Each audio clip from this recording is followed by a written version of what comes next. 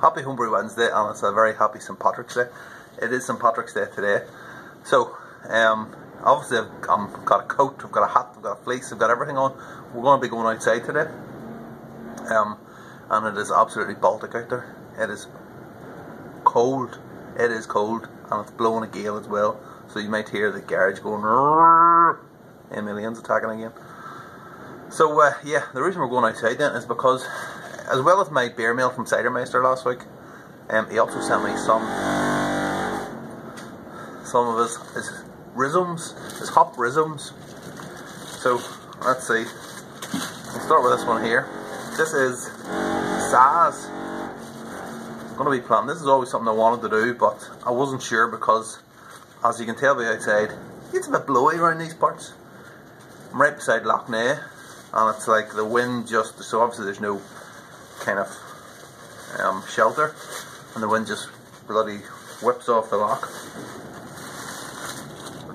So yeah, we've got 3 Saz. So I've been watching a few videos of people planting these, and I think I know what I'm doing. Who knows? We'll find out. But yeah, there's 3 of them, and then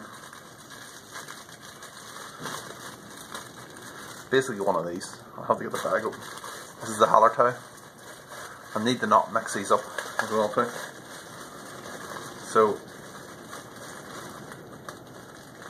I'll put the 3 Saz together, and I'll put the 1 Hallertau separately. So I think Alan, his hop plants, if you've seen any of his videos, what he does from his garage, and you just look out the window of the garage, you can see the hops are bloody everywhere. So these are tried and tested, and the way I see it is, if he can brew it,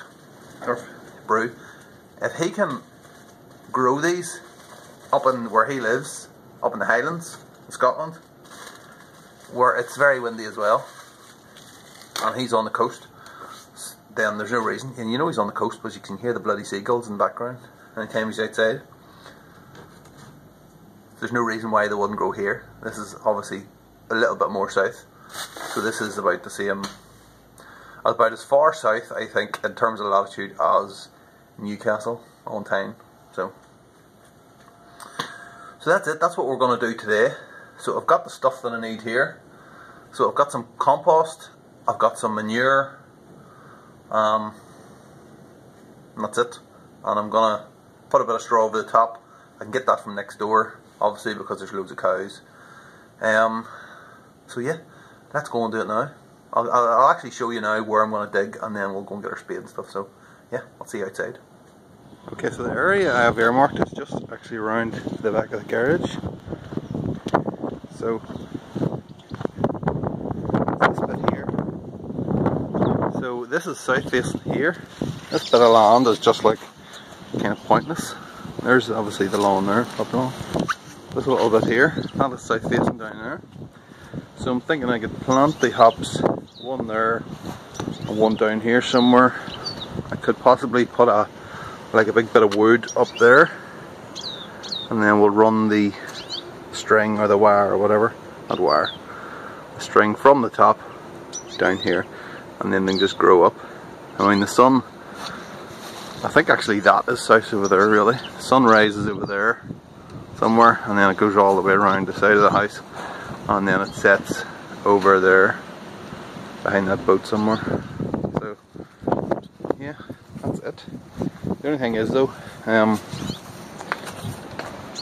when I was putting this down, now obviously there's a bit of a drain, or there's a bit of a canal, whatever that's called down there anyway. So basically our house, really this fence basically ran all the way down to the bottom. So what we did then was we piped that stream underneath all the lands, comes out over at the far side there, and then we obviously just filled it with rubble, and then there's a bit of a lawn on top. So I can't remember, I don't think there's an awful lot of soil. I mean, it looks like there is here, but I don't think that there is, so until I dig in I'll not know how much is there. I know there's plenty of soil for those plants there, but then I remember as I was coming up here, it was kind of, I was running out of stuff, let's just say that. So yeah, let's start digging and find out. Okay, that's our holes dug then. We've got 4 holes there. Obviously I've dug way too deep here, but I was just curious to see what it was like. You can see all the stones in the bottom of it, so I put to dig some of them out. Some big stones in there as well. That hole was the worst, because I just hit like a bit of concrete curbing. Obviously I've dug way too deep there, but that's not worrying about, but we'll be filling that up.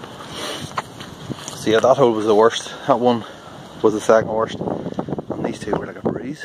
So obviously then I've put the topsoil in down there, and then started running out, and then just filled basically with rubble and then the rest of the topsoil. But you know, you still got a good bit of topsoil in there really when you look at it, so it's not as bad. Okay, so there you are. You see the rhizome now. It's probably slightly below. This is probably the level of the grass, so it's slightly below that, but that's okay. What I'm going to do is cover it up into a mound, and then I think because I dug the hole so deep, it's going to sink. Everything's going to sink.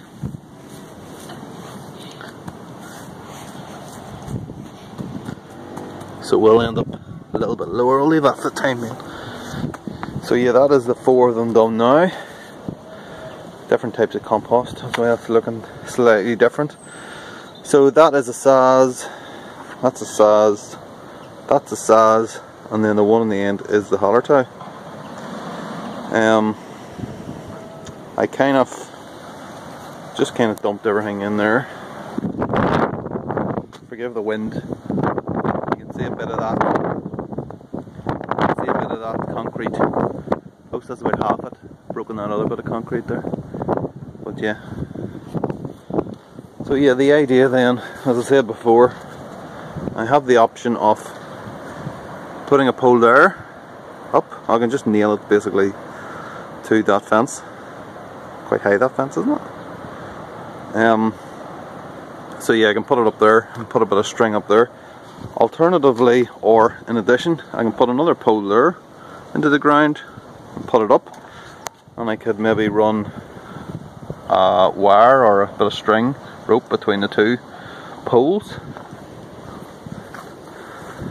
And the third option is, there's the garage there, and there's the garage way up there. So I mean, there's nothing to say I couldn't put one of them or a couple of them over the top of the garage or up the side of the garage or something.